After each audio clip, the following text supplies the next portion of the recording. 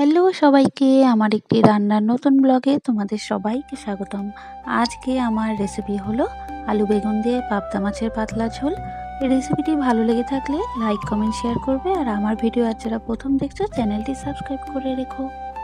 মাছগুলোকে আমি ভালো করে ধুয়ে নিয়ে তাতে হলুদ নুন দিয়ে ভালো করে মাছের গায়ে হলুদ নুনগুলোকে ভালো করে মাখিয়ে নিচ্ছি। হলুদ নুন মাখানো হয়ে গিয়ে পরে মাছের ঝোলের জন্য আলু আর বেগুনগুলোকে আমি একটু বড় বড় সাইজ করে কেটে নেব, আর তার সাথে ধনেপাতাগুলোকে আমি ঝিরি করে কেটে ধুয়ে রেখে দেব।